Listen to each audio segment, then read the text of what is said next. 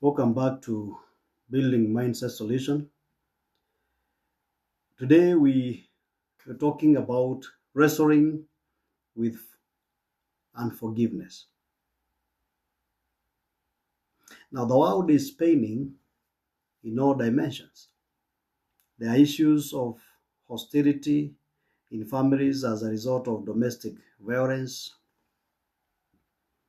betrayal, broken relationships, grudge, and even long-term both emotional and physical sicknesses. Now, the political class and clergy have not also been spared too. You have heard of homicides happening. Now, you could have suffered great rejections and sometimes betrayal, but you still stuck in that mud. I and you can decide to keep rehearsing what happened, but you can also decide to release it. And once you decide to keep rehearsing and reminding yourself of what happened, then what happens to you is that you keep wrestling, but you're chained by the power of unforgiveness. Now, forgiveness is mentioned 124 times in the Bible. And the first time it is mentioned in the book of Genesis 50, verse 17, when the Bible says, "Am I God to judge and punish you? As far as I'm concerned, God turned into good what you meant for evil." And that is Joseph talking to his brothers. Joseph was sold as a slave, and he passed a very bad ordeal, which is known to most of us. But times changed because seasons will always change. And when the season changed, it was a turn for Joseph, perhaps if he was living during our days, to revenge, to pass some grudge. But here he is, he's saying, "I cannot judge, I cannot punish you because of what you did to me. However, because I am in a place of power, I will help you." It's amazing that we can get that kind of a heart in the times we are living in times when the political class, everybody is saying, once I get into power, mtajua mjui. I will punish those who punished me. I will punish those who punish my people. And tribalism has taken shape in this country. Nepotism. And when you get into power, you've heard statements like, "It is our turn to eat." Now, the trap of offense has led to so many believers being unable to function properly in their calling, because the wounds and the hurts that offenses have caused their lives, they are so wounded, they are handicapped and hindered from fulfilling their full potential. So most often, it is even a fellow believer who hurt you, and this kind of offense feels like betrayal. Songs of Songs, chapter 2, verse 15, "Take us the foxes, the little foxes that spoils the vine, for our vines have tender grapes."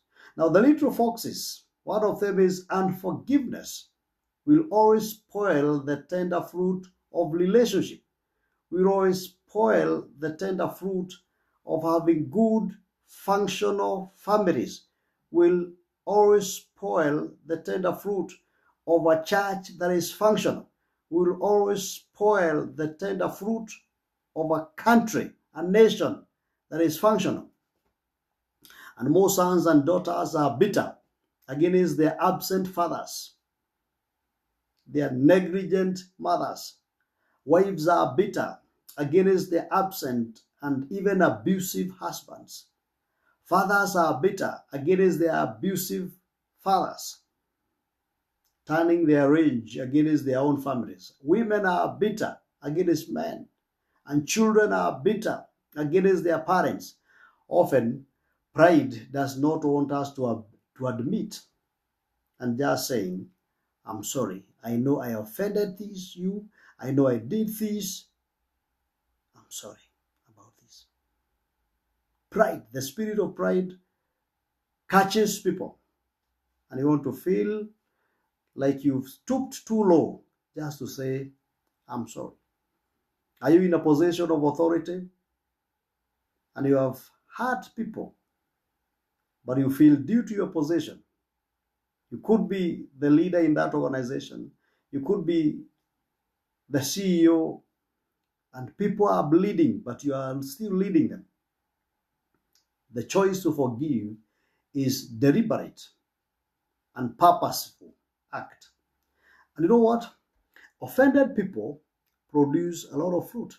They produce the fruit of being hurt, the fruit of anger, the fruit of outrage, jealousy, resentment, strife, bitterness, hatred, envy, name them. And some of the consequences of picking up an offense will be an insult, an attack, an wound, division, separation, broken relationships, betrayal, and some have ended in jail. Talk to some people who have been jailed, and they tell you, if I knew that this will cost me, I would have been able to hold on for just a single minute. So often, those who are offended do not realize that they are trapped. You are in a trap. And they are oblivious to their condition because they are so focused on the wrong that was done to them. And they live in denial.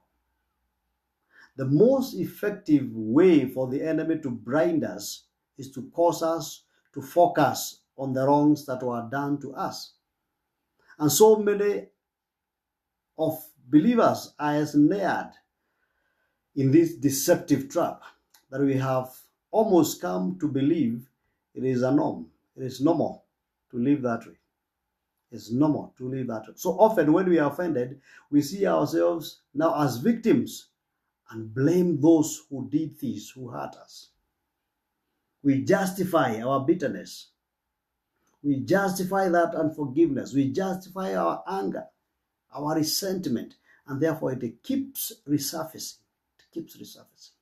So the hearts of so many have been living like, we are locked doors, and there is little space left within us to live. And this closed door, you know what is happening? There is mess inside, a lot of mess inside, and we hope that the door will stay shut forever. Eventually, when they cease to function, the space is pushed, and some have ended up into the grave. My viewers, ladies and gentlemen, George Herbert said, the person who cannot forgive breaks the bridge over which all must pass if they would ever reach heaven, for everyone has need to be forgiven. Think about it. Train your heart to always reject hatred and bitterness and retain forgiveness. I've heard believers say, over my dead body, I cannot forgive. I cannot release. It is that person who made me lose that job opportunity.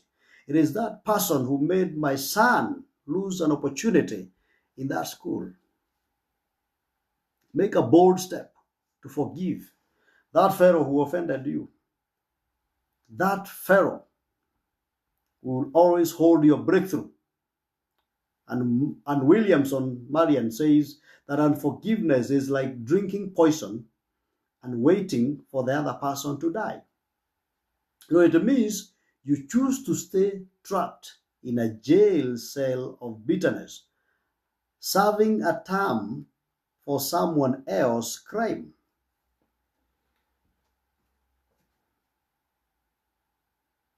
You can make a choice today. Viewers, I know this can never be enough, but you can check on me on 0722 551595 to get yourself a book, The Chains of Unforgiveness, and your life will never be the same again. You can make a choice, because the choice you make now will matter where you'll be tomorrow. Thank you, and see you next time.